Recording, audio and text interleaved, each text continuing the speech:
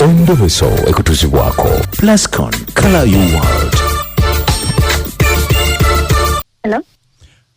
Nze bampita mukunja wa Beat FM mu Endobeso wangambye nkukubireko. Mukunja. Wange? Jebale ku ssebo. Kale nawe jebale. Mukunja nkugeridde nsaba kumbuulira. Njagala kundebeseza musajja ono. Njagala tegeera mazima. Bamuyita mugewa.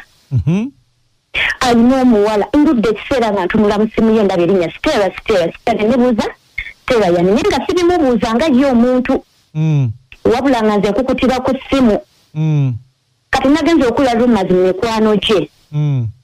Agenda kukyala Stella agenda kyaza mugerwa. Nkwegayiridde njagala kumundobeseza ntegere kiki ekigenda mu maaso. Mukunja wendi sikyategere ennyumba gitambudde mmazeeyo. Yani omusajja? Omusajja bamuyita mugerwa. Omuwala ye Stella. Omuwala ye Stella. Kale beerako ku ssimu tovaako. Kale ssebo.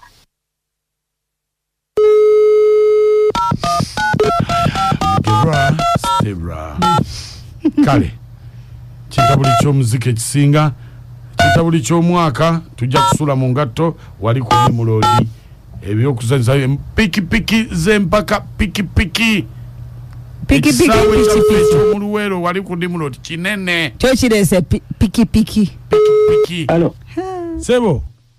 Alo nayo manyi sebo Endobeso ono mugerwa enyinze kakati mutegeka bintu byammwe nga temutugambye.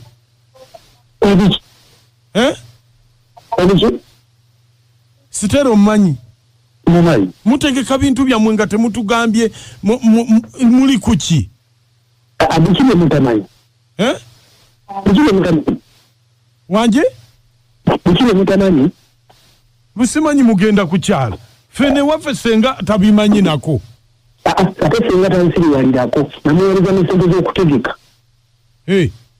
namuweereza n'esente z'okutegeka senga kimanyi ate yaligambye nti sikimanyiiko nga takimanyi. Mufudde ng'omwana omuto namuweereza emitwalo 5 bateeketeeke eyo kati nno tebiriiyo. netandikira okunsiriwalirako sente zange sizaakoze emirimu ate nga tabimanyi buli kimu kimaze genda maaso ate sente zenamuwa sente zewamuwa olabika wamugamba kumuwa buwi kulyako naye ebyemikolo ye tabimanyi. namugamba okuteekateeka kuba tugenda kujja eyo nemuweereza sente tumaze ebbanga nga twogera kati mutamusabye okunsiriwalirako mu sente zange. Sebo senga tabimanyi. Kankubulire kino nze simanya mukoza naleero olina omutanze mukola gyokukolezebwa kansera mu myezi gye n'abagenyi nsabe nga tewali biteeketeeke mujja kungwako otiisatiisa takagala byakunsiibalirako mu sente zange sente zino z'ennaku zino mulowooza kutta byakuba bwebityo. Kati gwe ssebo njagala ombuulire mpozi haki yabalagira bana ssebo kyogoberera ng'obulalekerawo okummalira ssebo ogenda kwanjula kukyazi ogenda kukyala ogenda kuwoowa musiru gwe netandikira okunsiriwalirako kyoba omanya kyonna nti kyokola ndi mabega waakyo teŋŋenda okukola kyosazewo okunkola kyonsasudde musiru gwe sirwadde nkulayirira okudda kulya nnyabo n'endiyonka okuzukula kitange y'emasemagombe ogenda kungwako ate tansiriwalirako ogenda kungwako sipiraani gwe kekabuliriro kano nekubesimu buli lwengikuba n'ogituga ebiki kale tukolagane semiti ku nkokoto ogenda kunkakasa olwaliro nti muwala w'abalya mmere simanyiirwa komaaniina. esimu bagitugerina obulago sooka olindeko Siraje otandika ate okuvuma obukombo bukusiruwalirako ngogambye abaana abavubuka b'ennaku zino tebakyaweera ddala kitiibwa sayidi ezaala bakazi baabwe kakati agambye bagenda mugwako emikolo gitinta bagambye kati gibuleeyo bibe munimba ndi tegiriiyo ono muganda wa Lwazi ngenda mugenda kunywa oba agenda muganda wa Lwazi ono muganda wa Lwazi olaba bwagalamiza maama w'omuwala atya era asanga ngayo family fe tukubale tukuza nangulu Beat FM. Osekati. Anange. Onyumidwa nnyo Omukazi bw'atabuka bw'ati osooka n'onoonya wewe wogoma.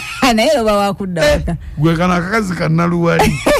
Maama okateera eri ecupa. Naye era munnange omusajja yamugonza n'amuteeka awaka. Kitegeeza amanyi bw'amukwata n'amukakkanya.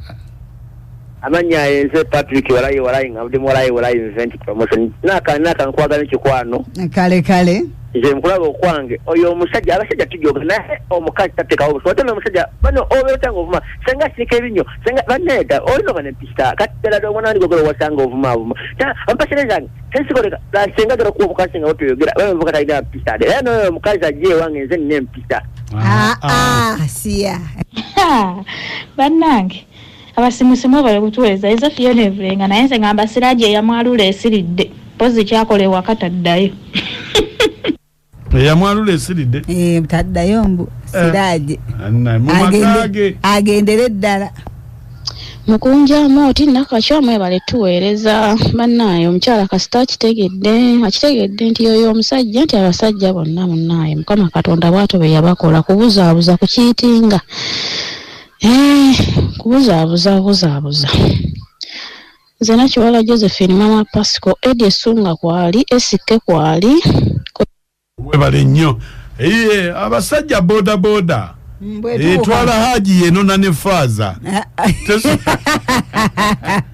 kunja wange sewe bale kuweereza nkale tikyabayita samo eddoboozi gekyanna mukaaka munegwa asinga mu kintu kino amina oyo omukyala era awolomera bwereere nobobuuza ennakakya eddi tebakkiriza okoza abasajja abana manya abakazi abana ekyakyesonyiwa naye ng'asoosa akkiriza osooka kwogera nze waabeera nze mwana wa maama obadde olina kusirikirayo nga mulongoose n'osooka olwana olutalo olw'omunda baali badde balabirawo ng'emikolo gifa naye kati oba atulidde n'omusajja naye tandabikidde nti akutyamu yadde wandabye naye akuboggolera bulala ekyo baaba ate awoogezeemu osiddemu akabonero badde oguma n'obiwuliriza byonna awanoyoka oyiya pulaani B nayokoolaba omwana waabo olya mmere Mama Linda ekawuko. Oh, Mama Linda ekawuko. Mumanyi. Pulani ye B. Sirikira yongo mlango. Si, balabira onge mikolo jifa. Jifa jitia. Sinoli okomanyi omwana simanyi wabaki wali atasanyerwako. Oh, pulani ye B ya dogo.